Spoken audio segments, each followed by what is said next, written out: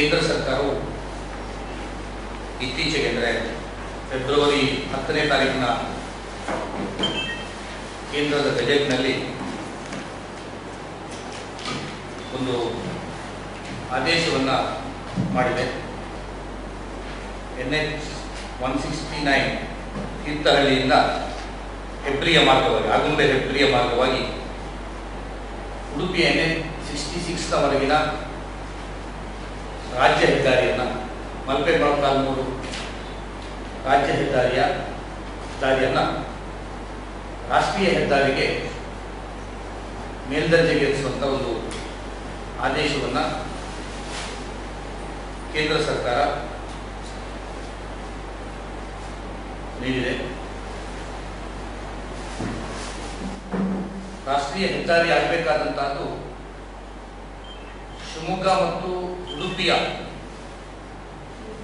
ಒಂದು ಕನೆಕ್ಟಿವಿಟಿಗೆ, ಅದರ ರಾಷ್ಟ್ರೀಯ ಹೆದ್ದಾರಿ ಆದಾಗ ಆಗುಂಬೆ ಘಾಟಿಯನ್ನು ಅಭಿವೃದ್ಧಿಪಡಿಸಲಿಕ್ಕೆ ಹಣಕಾಸಿನ ಉಪಯೋಗ ಆಗ್ಬೋದು. ಇದೆಲ್ಲವನ್ನ ಹೋಗ್ತದೆ, ಬಿಜೆಪಿ ಸ್ವಾಗತಿಸುತ್ತದೆ. ಆದರೆ NH 66ನ ಆದಿ ಉಡುಪಿಯಿಂದ ನಗರ ಪ್ರದೇಶದಲ್ಲಿ ಈ ರಾಷ್ಟ್ರೀಯ ಹೆದ್ದಾರಿಯನ್ನು ಮಾಡಿದ್ದಕ್ಕೆ ಸ್ಪಷ್ಟವಾದಂಥ ವಿರೋಧವನ್ನು ಬಿಜೆಪಿಯ ನಗರ ಸಮಿತಿ, ಬಿಜೆಪಿಯವರು ನಾವು ಅದನ್ನು ವಿರೋಧಿಸ್ತಾ ಇದ್ದೇವೆ.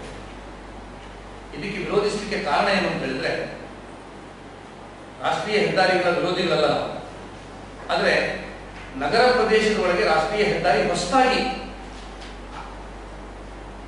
ಘೋಷಣೆ ಮಾಡಿರುವಂತಹ ಅತ್ಯಂತ ಒಂದು ಮೂರ್ಖತನದ ಒಂದು ಆದೇಶ. ರಾಷ್ಟ್ರೀಯ ಹೆದ್ದಾರಿ ನಗರದ ಪ್ರದೇಶದೊಳಗೆ ಪಾಸ್ ಆಗಿ ಹೋದ್ರೆ ಇವತ್ತಿರುವ ನಿಯಮದ ಪ್ರಕಾರ ಸೆಂಟರ್ ಆಫ್ ದ ರೋಡಿಂದ 40 ಮೀಟರ್ ಆಚೆಗೆ 40 ಮೀಟರ್ ಈಚೆಗೆ ಯಾವುದೇ ಕಟ್ಟಡವನ್ನು ಕಟ್ಟುವಾಗಿಲ್ಲ. ಕಟ್ಟಡ ರೇಖೆಯ ಒಂದು ಲಿಮಿಟೇಷನ್ ಅಂದ್ರೆ ಬಿಲ್ಡಿಂಗ್ ಲೈನ್ 40 ಮೀಟರ್ ಬರಲಿಕ್ಕೆ. ಈಗ ಮಣಿಪಾಲದಿಂದ ಪರ್ಕಳ ಈ ಭಾಗದಲ್ಲಿ ಎಷ್ಟು ಹೊಸ ಕಟ್ಟಡಗಳಿದೆ. ಈಗಾಗಲೇ ಕೋಟ್ಯಾಂತರ ಇನ್ವೆಸ್ಟ್ ಮಾಡಿದಂತ ನೂರಾರು ಕಟ್ಟಡಗಳು ಈಗಾಗಲೇ ಇದೆ. ಅದೆಲ್ಲವನ್ನು ಭೂಸ್ವಾಧೀನ ಪಡಿಸಿಕೊಂಡು ಆ ಕಟ್ಟಡ ಕಟ್ಟಿದವರಿಗೆ ದೊಡ್ಡ ನಷ್ಟ ಆಗ್ತದೆ. ಮತ್ತೆ ಇನ್ನು ಖಾಲಿ ಜಾಗಗಳು ತುಂಬಾ ಇದೆ, ಅಭಿವೃದ್ಧಿ ಆಗ್ತಾ ಇದೆ ಆ ಪ್ರದೇಶ. ಬಹಳಷ್ಟು ಜನ ಕೋಟಿಗಟ್ಟಲೆ ಕೊಟ್ಟು ಜಾಗ ತಗೊಂಡಿದ್ದಾರೆ. ಕೆಲವರು ಮಾಡಬೇಕು ಅಂತ ಹೇಳುವಂತ ವಿಷಯದಲ್ಲಿ ಇಟ್ಕೊಂಡಿದ್ದಾರೆ, ಕೆಲವರು ಆ ಜಾಗ ಇದೆ ಅಂತ ವಿಶ್ವಾಸ ಇಟ್ಕೊಂಡು ಸಾಲ ಮಾಡ್ಕೊಂಡಿದ್ದಾರೆ. ಸೊ ಇವರಿಗೆಲ್ಲ ಬಹಳ ದೊಡ್ಡ ನಷ್ಟ ಆಗುತ್ತೆ.